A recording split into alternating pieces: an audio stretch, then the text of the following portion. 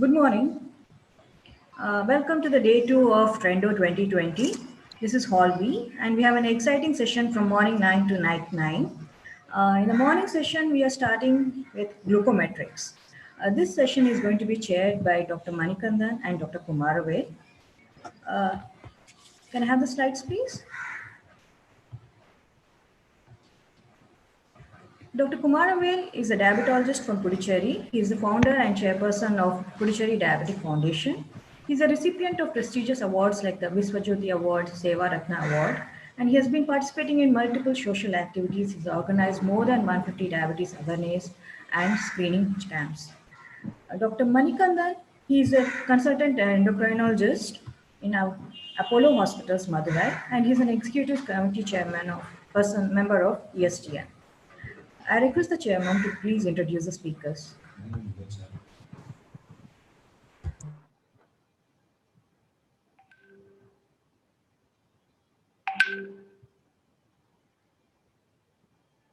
So good morning, everyone. So shall I introduce, sir?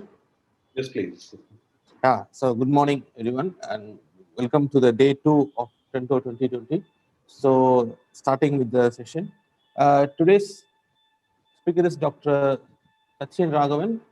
He did his previous MRCP UK and Diploma in Endocrinology Diabetes UK. Is an endocrinologist in Trinity Clinic and the Run Hospital Salem. His membership of ESTN and Diabetes Association Salem, a special interest in diabetic food, gestational DM, and endocrine hypertension.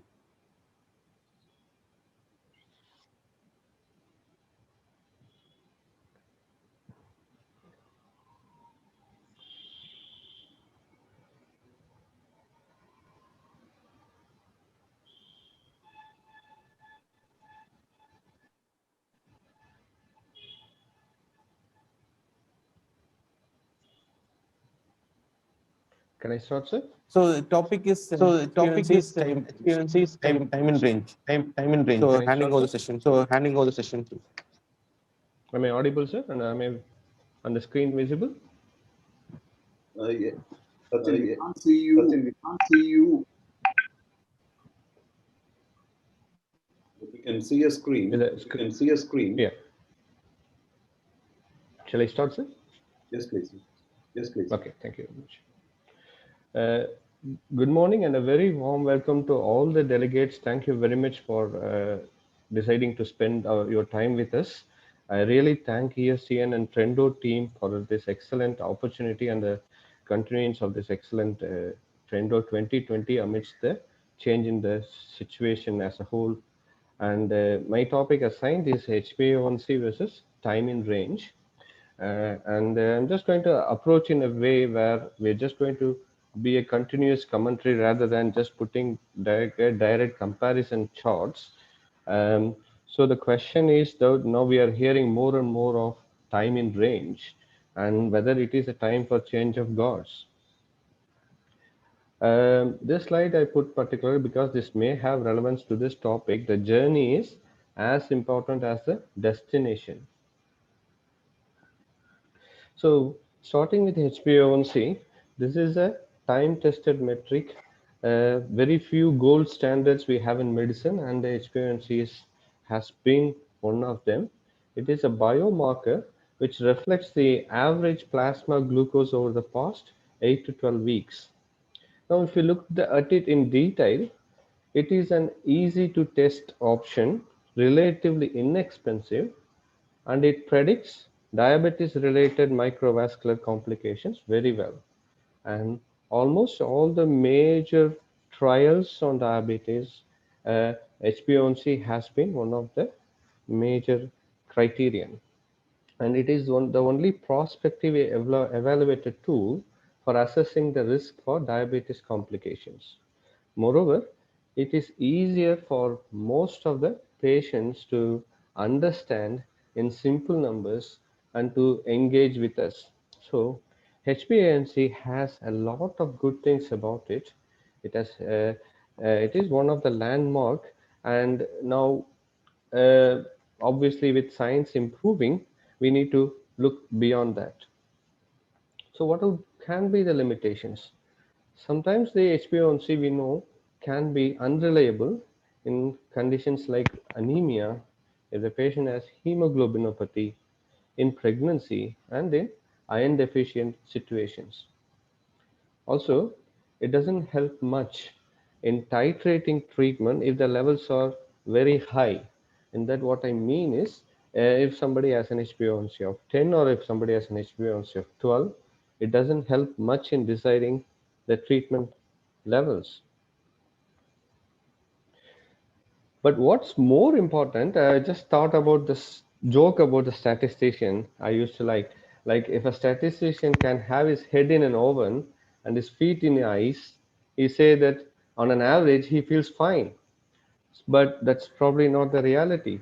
This may pretty well hold good for HbA1c also, because HbA1c, somebody can present with an innocent HbA1c of 7.5, but this person may be on drugs which is actually sending their blood sugars everywhere. They may be having multiple hypos, they may be having lot of hyperglycemic episodes, but HbA1c may not reflect these.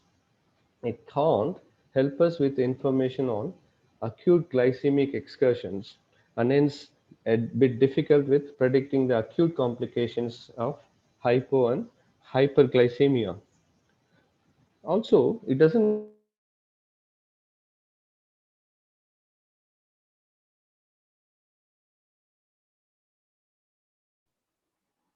Satyan, we can't hear you. Dr. Satyan?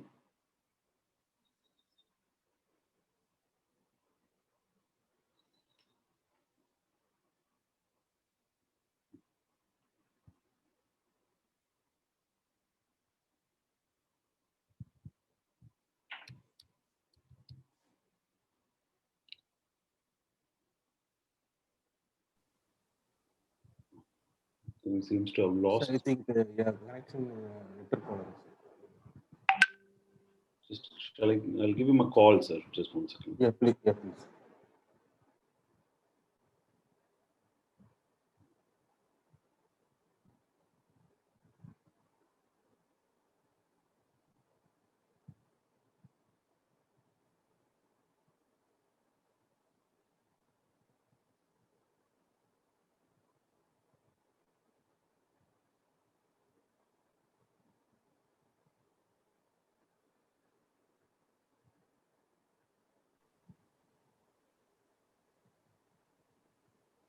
I'm not able to reach him, sir. His phone is also engaged. Oh.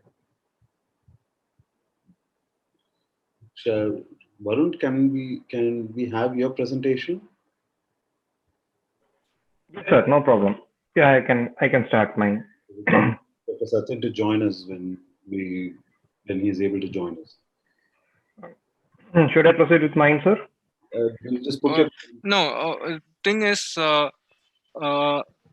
sir can, Dr. Satyan can send this PowerPoint to itindustries.com, and maybe they can coordinate the slides and he can join in the mobile. Yes, sir, we can do that. If we can join with mobile, we'll show the slides. I think Satyan is rejoining now. Yeah, yes, rejoin.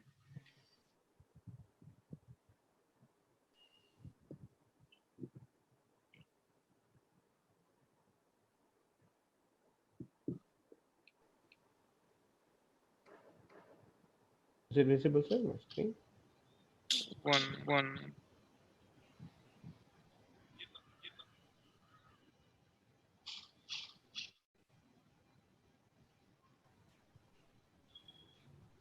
Is it visible? Am I Yeah. visible, sir? Yeah. Voice is visible? Can you hear me? Yes, sir, we can hear you. Yeah. Yes, sir, we can hear you. Yeah. Should I start from the beginning, sir, or how? No, from where you left. No, from where you left. Okay. Is this screen? Shall I start here? Yeah. Okay. Yeah. So, extremely apologies for this glitch up with the technology. So, coming back, as in statistics, sometimes an average may not actually find both ends of the pictures.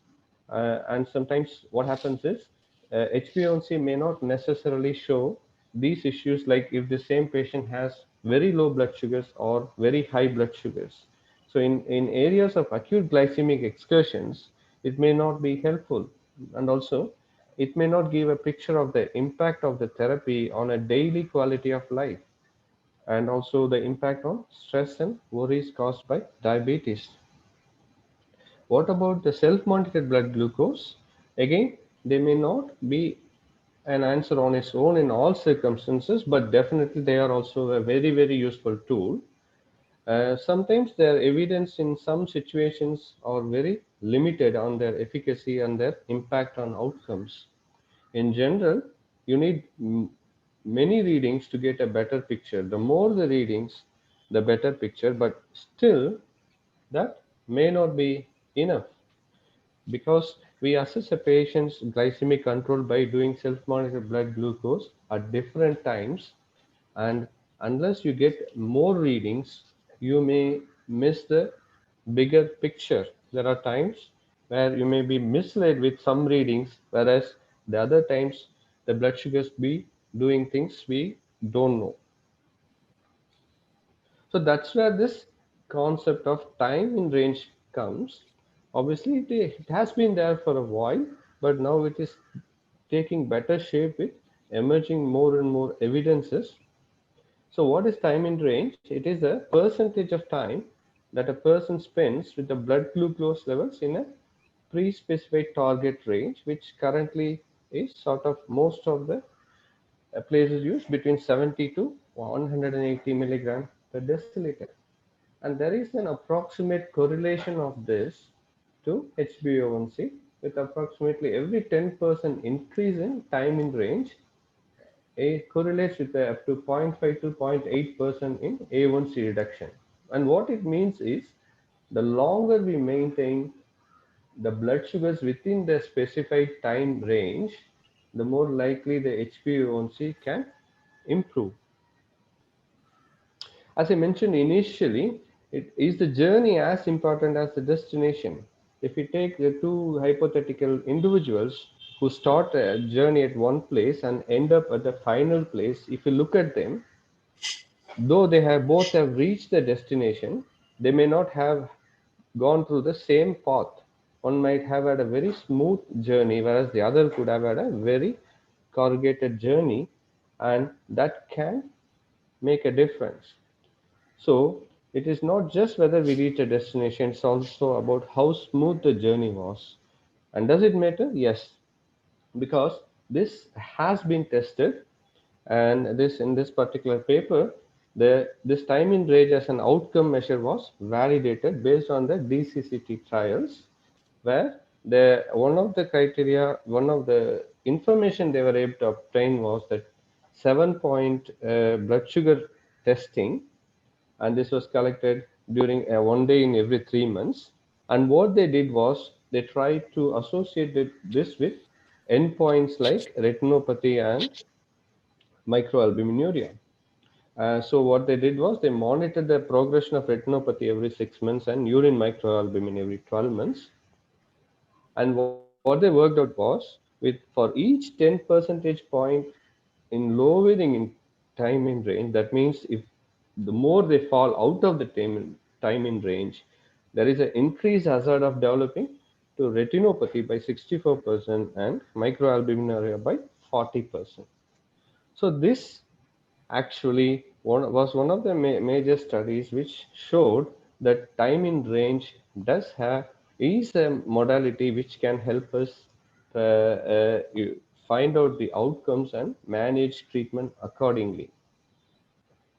This has been validated in type 1 diabetes mellitus. I'm not going to go through in detail, just to show that these have been done in type 1, in type 2 diabetes, and in pregnancy.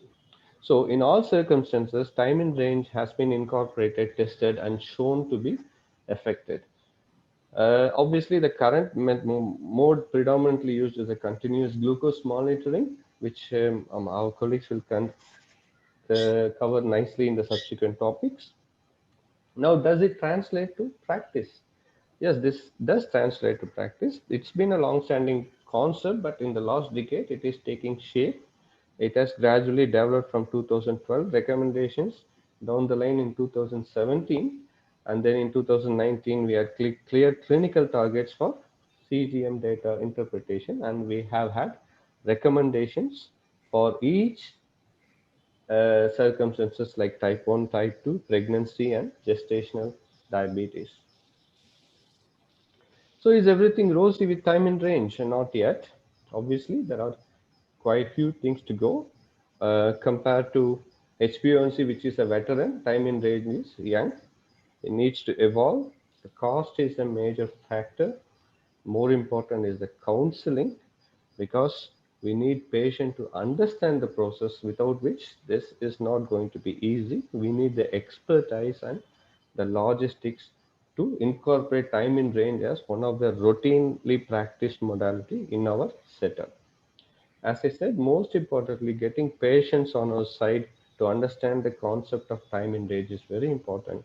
In one study, majority of them expressed dissatisfaction as they have found it a hassle of wearing devices all the time. They did not like having a diabetes device on the body, and so on. So again, as I said, getting the patient on our side is very important. We can give them information, but we need to make sure they understand the importance of it and how it is going to help them in the long term. To summarize, HbA1c and time in range are not mutually exclusive. That means one doesn't cancel the other. They could and should complement each other. While the role of HbA1c has probably reached its nadir with respect to its benefits and limitations, but it will continue to remain one of the major tools. Whereas time in range is evolving at a fast pace, we need to watch this space with more and more information coming in. Of course, there are real challenges with incorporating time in range, but all of these challenging factors can be addressed, which should eventually help improve the patient care. So in summary, what I feel is time in range is not here to replace HbA1c, but to act in tandem with each other to help our patients. I really thank very much for this opportunity, and I hand it back to the moderator.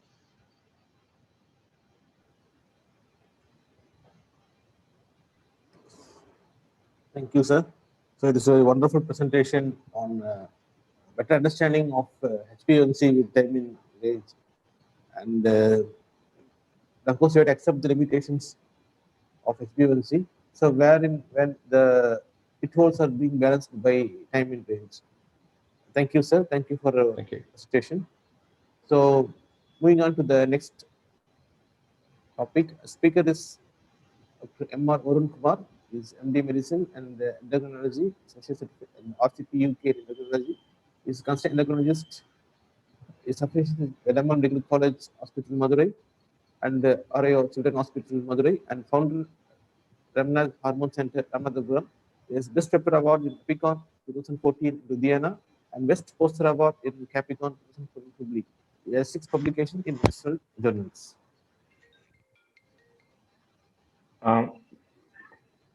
So thank you for your kind words of introduction, sir. At the outset, I would like to thank the organizers.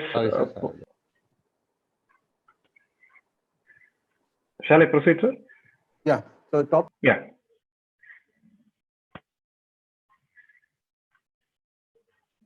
Hello. Shall I proceed, sir? Yes, we can hear you, sir. Yeah. Thank you. So at the outset, I would like to thank the Trendo team for giving me the opportunities, and good evening, ladies and gentlemen, for a wonderful Saturday morning. So we are into the glucometrics symposium. The second talk of the day is about the SMBG, the self-monitoring of blood glucose and its clinical utility. We can see the diagrams as such. So when we go through those slides, we'll be going through these agendas. I will be covering one by one. To start with a bit of history. So when you look into the diabetes technology, so we started diagnosing diabetes by tasting the urine. So that was in 1700s. But when you look into the blood glucose meter, that came into picture where in the 1970s. So then on, it was unpopular till the DCCT that Dr. Satyan sir has highlighted, that the intensive control arm were using the 7-point profile for assessing the control. Then on the 1993, the DCCT evidence was coming into the picture. That was the moment of SMBG to take over for monitoring of diabetes mellitus. It started becoming popular. Now it is getting advanced more and more. So when you look into glycemic monitoring, so why do we do the monitoring? Basically, we are assessing the effect of medications on the blood sugar levels.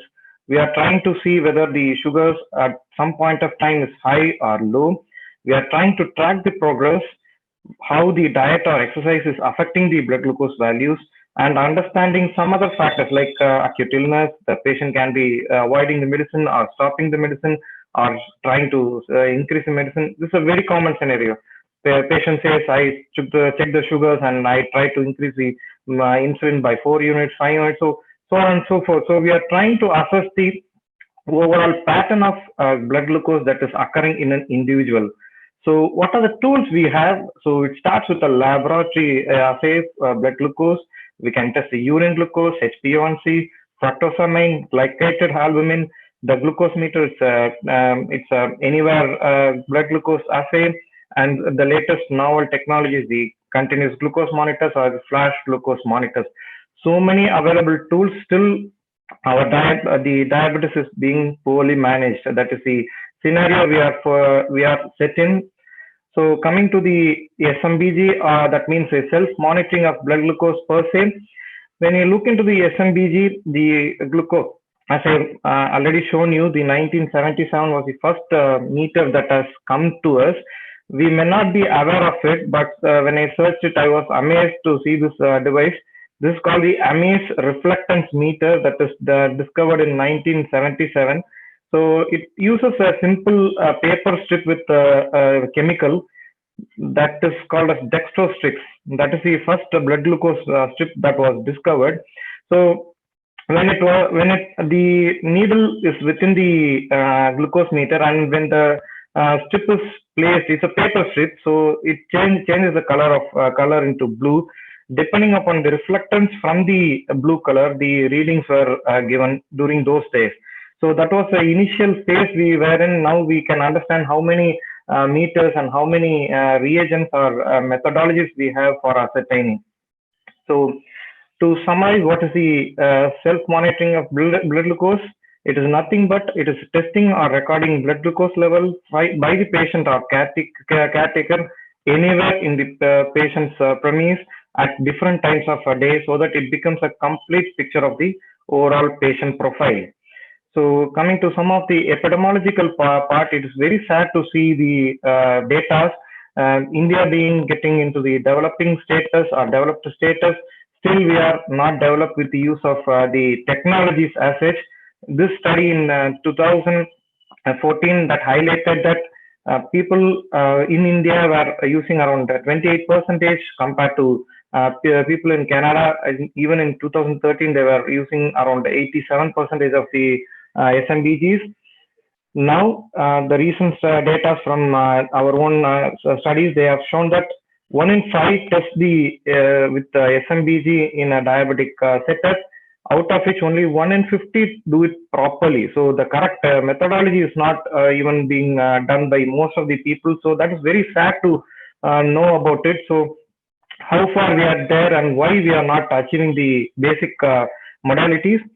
So to go into the the SMBG proper, we need to understand the general principles while using or devising any methodology. Basically, it should be universal. It should be used for all the people. The monitoring should be individualized. It's not like every patient should be using the same pattern of testing. It should be individualized according to the individual. The data should be accessible to the both patient as well as the patient, the physician, and the patient-physician relationship should be mutual, so that the patient will understand why it is being done, how it is done, why we need to test, and then how the medications are being changed, so on and so forth. So the patient should know the right plan and the outcome. And the most important thing is the glucose meters. Now, so many companies are coming out with meters, and they should have a certain ISO standardization so that the meters can be approved overall. There can be so many confounding factors. The ICU factors can be there, like oxygenation. The patient can have hypoxia. The patient can have superoxygenation. The patient can be in a high altitude. The patient can be in a dialysis. So many confounding factors. Each and everything should be kept in mind before we tell the patient that this is an accurate reading, or we need to warn the patient that this reading can be abnormal because of these factors. Again, when you look into the patient profile, when you try to intensify any therapy, particularly when do you do the intensification of regular monitoring? Basically, when the patient is on multiple daily insulin, when the patient is diabetic in pregnancy with diabetes, when the patient is having hypoglycemic unawareness, brittle diabetes, so highly fluctuating diabetes, and poor metabolic control in spite of many drugs. So these are the patients we need to give some extra time and data so that the patient can be getting to enough control as such. So just to highlight the technique, we all know about it. Simple methodology of testing. You should ask the patient to wash the hand, dry it out. Drying is also very essential. They should not apply any alcohol or any sterilized, antiseptic agents before. They should wipe it out, wipe the area. Then they should insert the strip. They should identify whether the strip is not out of date. They should insert the strip. Then they need to puncture and squeeze out the blood. The moment they take it out, the reading is obtained within seconds. They need to dispose the needle again with a proper technique as well. So the education is the proper and the most important tools while the SMBG is imparted to the patient. So the patient should know why they do it, the importance of glycemic control. So many trials starting from EKPDS, DCCT, everything has given us the idea behind what to control, how to control. The patient should be aware of it, and the targets, particularly the pre-meal or a post-meal target, should be given to the patient so that they can monitor and come out with the data. The physician should recognize the pattern. They should communicate to the patient that what is the pattern, what is the abnormality they are getting out of it. They should try to get a profile of the patient data, maybe a single day profile, maybe a weekly profile, maybe a monthly profile. The profile should be talked to the patient, and they should be identifying the pattern. So while testing the profile, they should be given specific timing and frequency of testing so that the patient can utilize the data so that they can change the testing frequencies accordingly. Again, calibration, everything should be done with a proper setup. First and foremost thing, the main barrier for the patient use of glucometers, the pain of needle sticking. So alternate site monitoring should be educated to the patient so that they can accept the use of glucose meters together. So this is one of the recommendation. Our own RSST has given a consensus statement for the targets. HbA1c of less than 7, it is more or less acceptable with the international standards as well. The fasting or pre-meal reading of less than 115, the post-prandial 2-hour reading of less than 160 or 180 are the adequate targets for most of the individuals in diabetes spectrum as such. So what is the ISO standard I was talking about? There are so many meters, there are so many variations of meters that are available. They use either the glucose oxidase methodology or glucose dehydrogenase methodology. But the ISO standardization with the certificate of this number, particularly 15197, 2013 standardization is very essential because the reagents are being tested and they are authorized to be having the higher accuracy by the ISO. So this ISO certification is very essential when you choose the glucose meter as such. Again, the Diabetes Technology Society, they are having a surveillance program. They are monitoring the device and they are giving the performance, the day in day out performance in their website as well. So these are the data we are essentially looking for a meter to be chosen. And it's not the company, it's the meter criteria that we need to choose. So some of the performance criteria that is already being utilized when you look into the ISO standard, if the sugar tested is less than 100, they should not have a, the variation of more than 10 milligram per deciliter plus or minus. And if it is more than 20, they should not have a variation of more than 20%. So acceptable range is 15%, either outside. So that would be the ideal accurate meter that can be available to us. So we all know about the advantages, as I've clearly mentioned to you. It is a main tool for monitoring. It has been time tested. It is still available. It is not replaced. The technologies are being advanced so that the latest IT is being incorporated into the SMBG as well. So latest glucometers are coming with Bluetooth apps, so that the moment we test it, it comes into the mobile data as well. So we get a definitive pattern throughout the day. So again, it gives a real-time data, day-to-day blood sugar reading. As Dr. Satyan sir emphasized, HbA1c monitoring is going to be complemented by the SMBG tool, particularly in scenarios where the HbA1c is going to be having assay pitfalls like hemoglobinopathies. We all know the postprandial sugars are going to have a strong predictors for atherosclerotic coronary diseases. So again, to ascertain the strong independent risk, again, these tools are going to be of higher use. The acute glycemic status like hypoglycemia or hyperglycemia can be picked up by these SMBGs, and these help to immediately take action so that the timely actions can be taken care. So they are helpful for ascertaining the change in medicines as well as the body weight and blood sugar. So whatever the technologies we are going to face with barriers, the barriers can be the physical barriers or the patient's or mental barriers. So the physical barriers, it can be a cost of the device, it can be simple availability of the strips. During COVID-19, we have we may come across patients who definitely tell them that, so the strips are out of stock, so I couldn't get it, I couldn't monitor. So out-of-pocket expenses like simple batteries. Even some patients, I have seen so many people, they say, sir, my battery is down, so I have not replaced it. So petty excuses, but still they are one of the potential barriers of use. So coming to the education part, I have clearly highlighted, it is always the physician to patient education is the main thing that can be used. So in spite of all the things, still the patient can fail. These are some of the common errors the patient can fail with. So it can be insufficient blood, there may not be controls, out of date solutions or strips, the failure to set a mode or failure to even clean the device properly. These are common scenarios where the glucose meters fail to give a proper reading. So always these things should be kept in mind by the physician. They should be educated during each and every visit so that the patient will be fluent with the use of glucometers. So till now we have seen some general aspects of glucometers on SMBG. What are the scientific evidence we have?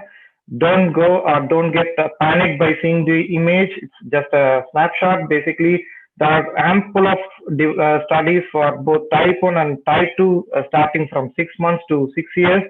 So one of the studies with 6 years, they have clearly shown that SMBG is going to be much more beneficial when you assess both HbA1c target as well when the patient are assessed over the fatal or non-fatal outcomes as well.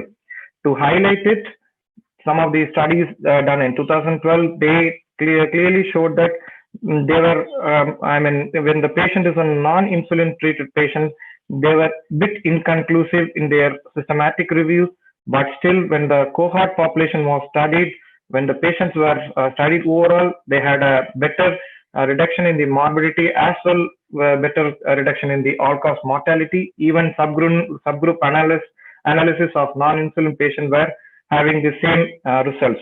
Again, so many studies have supported the use of SMBG in type 2 diabetes mellitus, both in insulin as well as in the patients with non-insulin group as well. So SMBG in type 1, DCCT 7-point profile. This was a starting point for any SMBG to be incorporated in the diabetes monitoring spectrum. Again, some of the large group studies where 27 and odd children were taken into consideration, they noted specifically that the number of pricks a child does it, every additional prick a child does, the HbA1c reduced by 0.2%. So the number of pricks is going to be correlated with the overall profile in the patient with type 1. Again, the child who's having multiple pricks, they had fewer complications as well. So everything is being like highlighted by so many studies together. Some of the studies from India where they looked into the reliability of readings from children, they noted that the reliability issues were very common in children. Again, if the child is accurately charting, the child's sugars were properly maintained. So some of the errors that child came out with were the omissions. So they checked, they omitted the result because they found some discrepancies. Again, the fabrication is going to be very much there in the child's mind. So these are the common areas where the type 1 children were having some issues with registering. So mothers should be highly educated regarding the use of this, regarding these problems. Again, from adherence point of view, when they looked into study where 933 adults were looked into the use of HbA1c, the SMBG, they noted that 40% were adherent with the use of proper HbA1c technique. So it all, again, it is substandard, it is not achievable, achieved till now. Still the patient use is still on the lower side for the device as such. So till now, so many trials have been done with SMBG, and so many trials that have been done with so many medications as well. They use SMBG as a part of the trial. Still, the trial is not having a uniform data to compare between the trials to give a conclusive overall data. They have an individual data asset. Even DCCT, if you look into it, the performance was not structured. The SMBG had issues with the glucometers. They were the accuracy was questionable. The variability was not charted. So many problems were in the back of most of the trials. So trials needs to be standardized. But what the trials say, the need for self-monitoring is always the key for achieving the intensive control. So till now we have seen some evidences. Next we'll be going into the guidelines.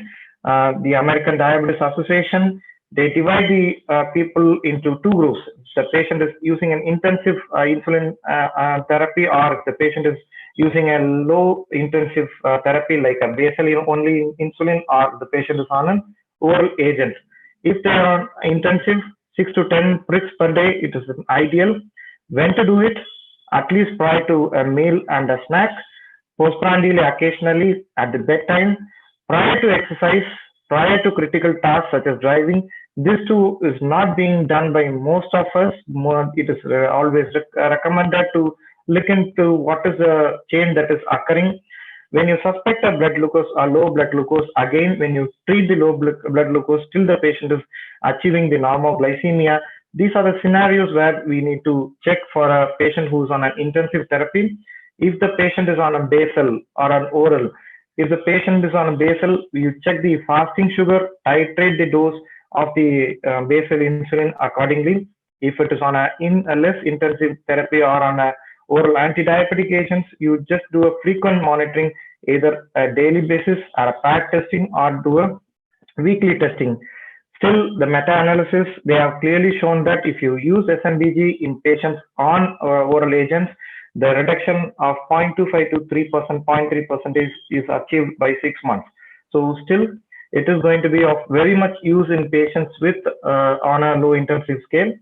Coming to our own RSSDI consensus, they say the checking depends upon so many factors like type of diabetes, the treatment approach, available resources, patient's level of education, and so forth.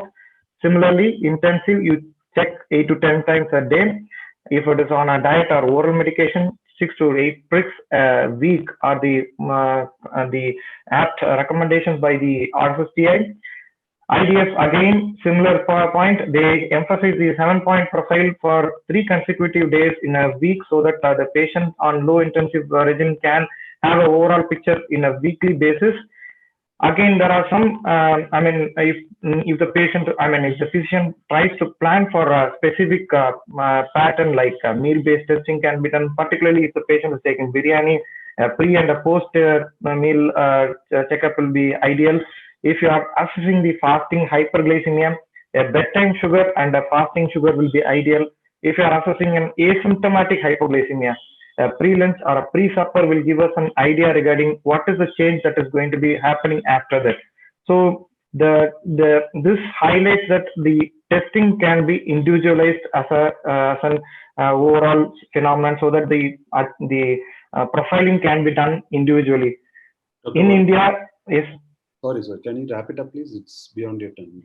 Sure, thanks. RSSTI again highlights the role of using testing the devices. Again, it highlights in the resource setting to test at least 4 to 8 times a day. In resource less, test it at least 4 times a day for people.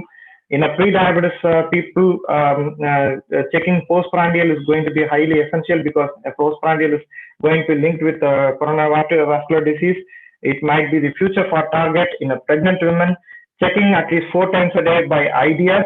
In RSSTI, again, they highlight checking 4 times a day as in a resource setting. In a patient with a less resource, you need to check at least 1 fasting and 3 postprandial in a week are the recommended. In an elderly, you check once daily initially, then on you reduce the checking to 2 to 3 times per week, so that the patients can be comfortable in checking. But when you ask for an ideal testing, 7-point testing per day will be the ideal, with 3 pre-meal and 3 post-meal and 3 a.m. so that the overall profile can be done. So this is a picture just to highlight when the patient is on a basal bolus, you check 4 to 5 days checking. If the patient is on a bolus, basal, you check the fasting alone. If the patient is elderly, you give time, reduce the checking, you check every day, just 1 reading at least. If it's a patient with brittle diabetes, check on 3 a.m. additionally. Those are the highlights need to be done. So how to use it? So I'll just go into the steps. If the patient is having issues, sort out the issue, obtain a 3 to 4 day data, identify the pattern, and then collaborate the diabetes care method. So when you call as a structured or a complete SMBG, incorporate all the data. If the patient is taking food, abnormal food intake, if the patient is having events like low blood glucose, if the patient is taking the ketones, add all the data together. So studies have shown that the reduction of 0.3% can be achieved with the use of structured SMBG. So this is one of the diagrams where the charting can be seen. This is the ideal SMBG chart. So it should have the time, blood glucose values, insulin dosing, special events, IPOs, everything should be incorporated. So this is an example for a type 1 child with SMBG SMBG being monitored at least 5 to 6 readings per day. Again, the patient here, we can see that the patient has neglected the fasting, assuming that the sugars are normal. The checking can be individually, so the patient see the fasting and pre-dinner are normal, so they have tailor-made the testing as a whole. Though novel technologies are there with CGM and FGM, they tell about the trend and hypoglycemic events, and the effect of intervention on glycemia also can be told about, but still they cannot replace the SMBG. The SMBG is going to be complemented by the CGM and the FGM devices as such, because it is an interstitial sugar. It cannot give us regarding the fluctuations in sugar, particularly if the patient is taking after meal or after an exercise. So those discrepancies is still possible with CGM devices. So there the SMBG is going to be superior. So this is a case witness. When you look into such a picture, so once a patient is charting the sugars on a 7-day profile, So you need to ask regarding the patient compliance with the patient overall use of drugs. Again, the food pattern should be talked into. When you analyze the pattern, just in this patient, the after sugars are high and the bedtime is high. Only pre-breakfast and pre-dinner are getting into a good control. So targeting the postprandial in this patient will be the target motto. So this is a real case scenario we come across. Just to highlight, so SMBG is a critical tool in achieving the target. It should be standardized. Again, intensive therapy, at least 3 to 4, more than 3 times per day checking should be done for an ideal standard as such. So patient education is the key, and ADS is incorporating individualized technology to the key to success. Thank you. Thank you, sir. Over to the moderators.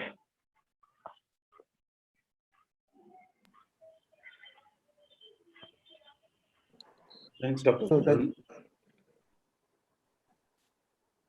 Thanks, Dr. Varun. So we'll have the questions at the end of the session. Thanks so much for the wonderful presentation.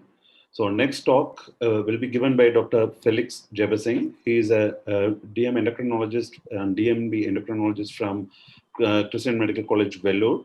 So he's authored multiple publications and also has authored various chapters in textbook. He's an editor for the book Endocrine Atlas. So his talk will be on CGM. Over to you, Dr. Felix.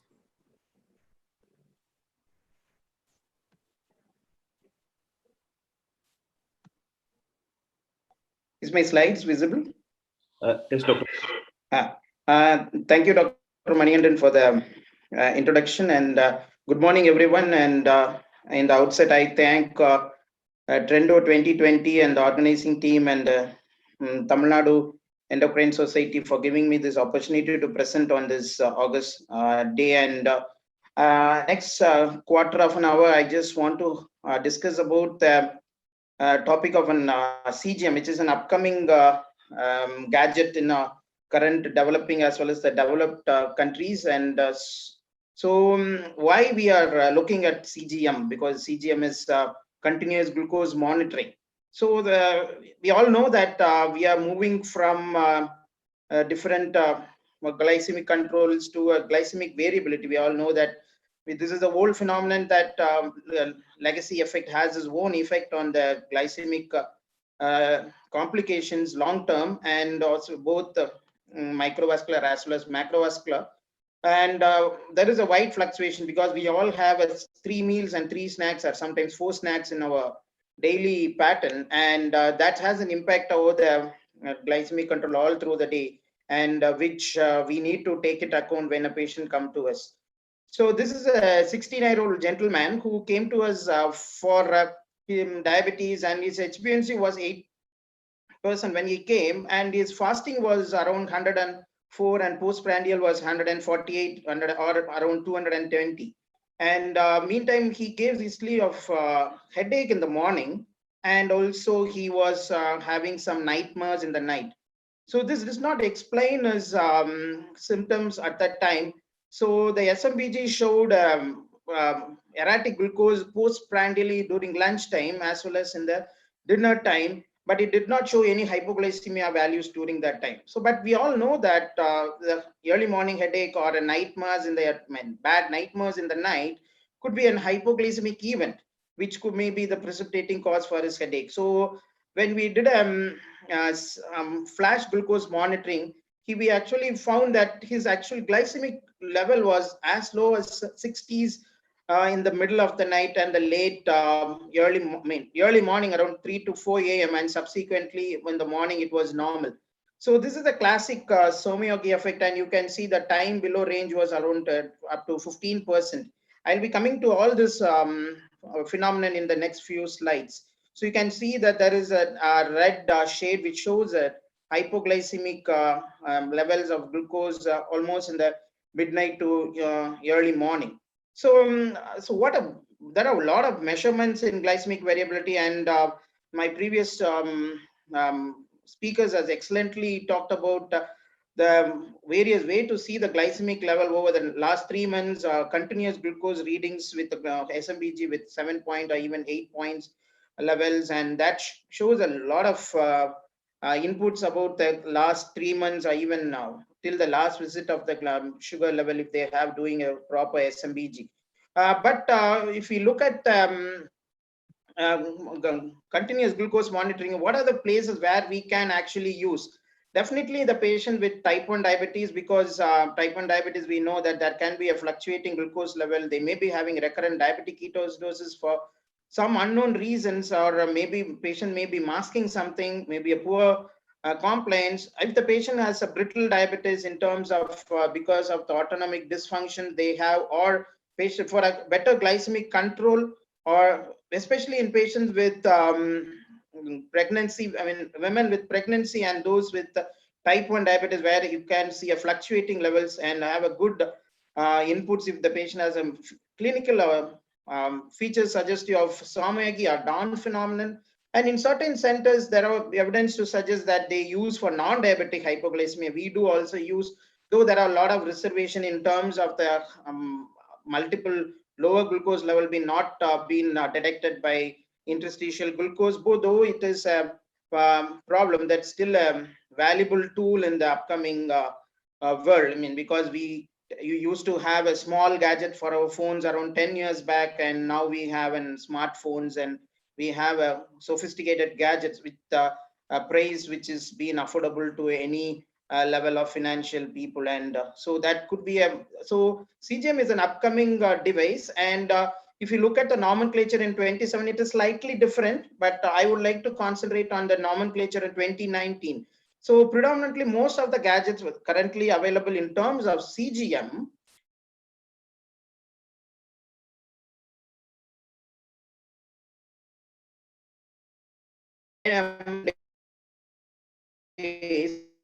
but most of the devices are up to 40, and there are devices which is coming in the market which goes for 90 days too. And these are the certain nomenclatures which we have to come across when the patient is given a CGM device, or the patient is being given FGMS. So one of the important things you need to remember when you interpret a CGM or an FGM is that one is the glucose management indicator, which is actually the how much percentage the probable HbA1c. Glycemic variability should be around a target of 36%. And also the time above range. Time above range is sometimes designated as level 1 and level 2. If it is more than 180 to 250, it is called as level 1, and more than 250, level 2. And time in range, it's very, very important. It is between 70 to 180, but you need to remember that this time in range can be different between the type 1 diabetes and a pregnancy in type 1 diabetes and a pregnancy in type 2 diabetes. And time below range is obviously, we know, the hypoglycemia. Here also there is a slight difference between the pregnant women as well as the non-pregnant individuals actually. So coming to the CGM, it's continuous glucose monitoring system. It has a comprises of 3 parts, which is a sensor, which is actually probably inserted inside the subcutaneous tissue, maybe in the interstitial fluid measurement, and which can be which may detect glucose level between 7 to 14 depending upon the companies. And there are newer devices which can be implanted in the subcutaneous tissue, which can detect for up to 90 days.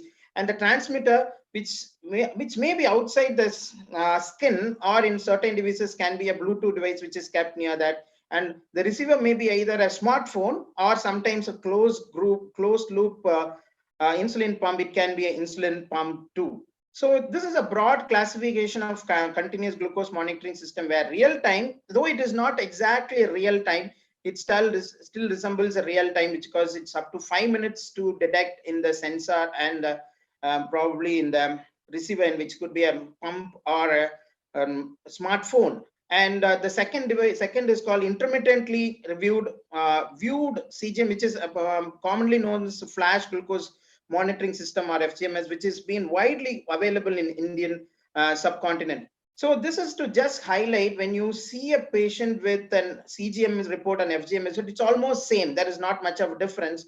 Only the companies differ, and there are milder difference between each companies. I'll come up in the next couple of slides. I'll highlight this in a better bar diagram to understand, but I just put it in a chart to say that how it actually works out. If it is easy to remember that up to 2/3 of the level should be in the time in range, TIR, and that should be up to at least 3/4 of the day. That means at least 16 hours a day. And the time below range should be less than 1%, because that's where it's crucial.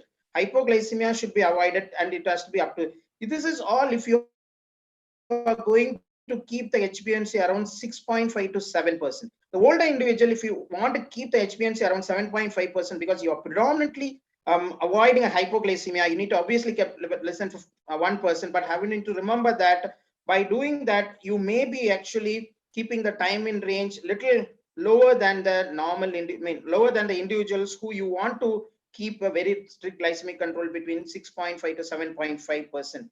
Pregnancy, it's slightly different. We all know that pregnant women need to have a better glycemic control than the non-pregnant individuals. So we always keep the fasting around less than 95 milligram, and also the postprandial either an hour or two, less than 140 or 120 accordingly to your patient convenience. You need to remember that I highlighted in the mark that you remember that this is the slight lower range than the target range in patients without diabetes, without pregnancy. So this here but the level should be around 70%, because type 1 diabetes, you know that there is a high fluctuation of the blood glucose levels.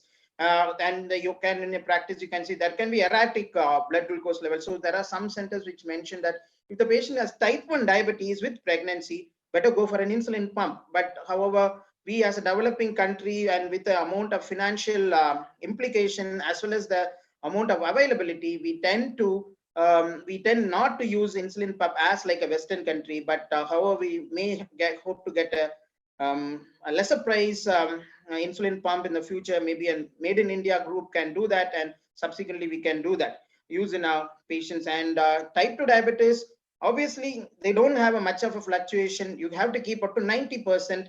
I need to remember that hypoglycemia in pregnancy can be, the threshold can be much lower. We also have an in-house study which found that even in non-pregnant women, the blood glucose goes as low as 54 without any symptoms. So that is why even in ADA, you can have blood glucose level little lower than the non-diabetic, non-pregnant individual, so that the glycemic control is achieved, as well as you are actually preventing the complications, maternal and fetal. So coming to the same table, I'm just going on a bar diagram. So you can see that the easy to remember is keep the blood glucose in TIR around 16 hours, which is almost 75% of the day, around 75%. Easy to remember, 75 and 75. If it is a pregnant, if it is a type 1, 50 and 50, and if it is a pregnant women, it should be up to 90%. But remember that you always have to keep the hypoglycemic glucose level less than 1% in almost all the group. So 72% in non-pregnant women and other individuals, and 90% in pregnant women, and 50% if you are actually trying to prevent a hypoglycemia and you want to keep the HbA1c little higher.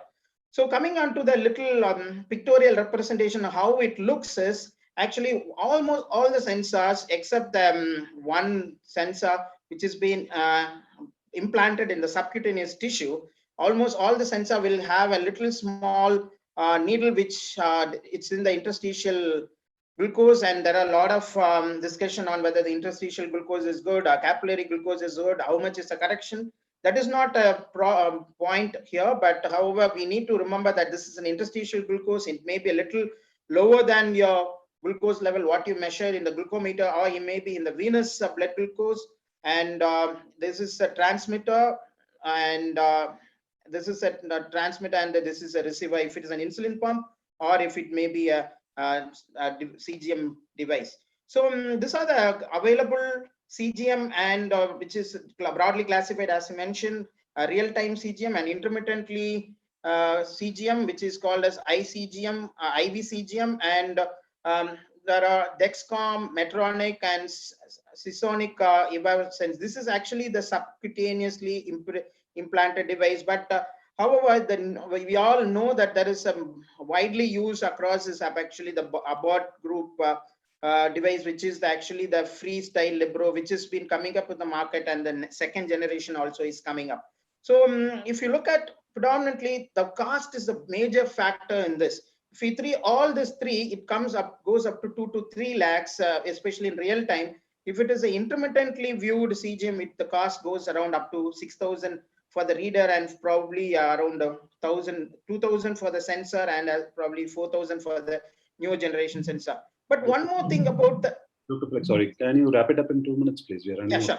Do that. I have five more slides. Yeah. So important is that the calibration is a problem, because if you use the available CGM, which is a real time, you need to calibrate with the glucometer. And if it is a freestyle Libro, you need not calibrate it because it's already calibrated. And most of the time, freestyle Libro may be implanted in the hands, and other you can even implant it in the anterior abdominal wall or in the thighs or in the because of the nature. And these are the real-time CGM which is available in the market. And this is the intermittently viewed CGM which is available and it's widely used. And this is the example of one of the patient where you can see the sensor is used for 97%. The time in range is out of the range, and the patient is almost always in the higher range. And luckily, the patient do not have any hypos. And you have almost an approximate experience of 9.9%, and this gentleman had 10%. This is actually the newer version glucometer, CGM meter, where we used in one of the patient and found that it is little more sophisticated because it shows us the value in the glucometer, CGM, if you able to swipe it in the hand. And this is the same patient I showed in the first, where when we used it for the initial 3 days, we found there was hypoglycemia, and subsequently when we adjusted the insulin as well as the food intake, you can see there is the increase in the glucose level, and the patient did not have headache or even have a nightmares. So the patient was able to get rid of his hypoglycemia, which is a dangerous thing. And this is to highlight that it's very good in terms of using a Somyogi, and that is actually the problem is CGM is the high-end levels may not be accurate in these devices, especially the lower glucose, and it can become fatigue and get terminated, and it get dislodged, and the allergic reaction, which is common because we have seen quite a bit of patients on a CGM device having allergy.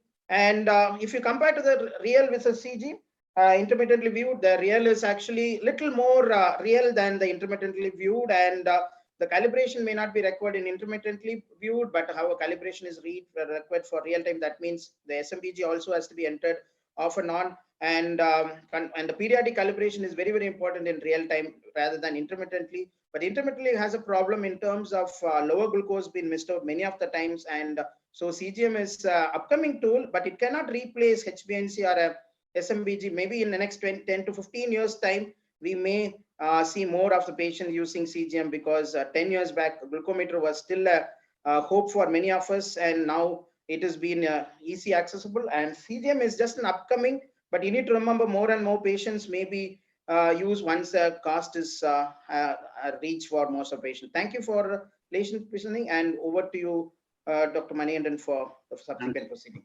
Thank you so much, Dr. Felix. I think we run out of time and there are not many questions. So I would like to thank all the three speakers for enlightening us about how to monitor diabetes by using various modalities. We had Dr. Satyan talking to us about how HbA1c and time and range can be used in getting good diabetes control. And then we had Dr. Varun talking to us about the importance of using using SMVG to get good diabetes control. And then we had an elaborate talk from Dr. Felix about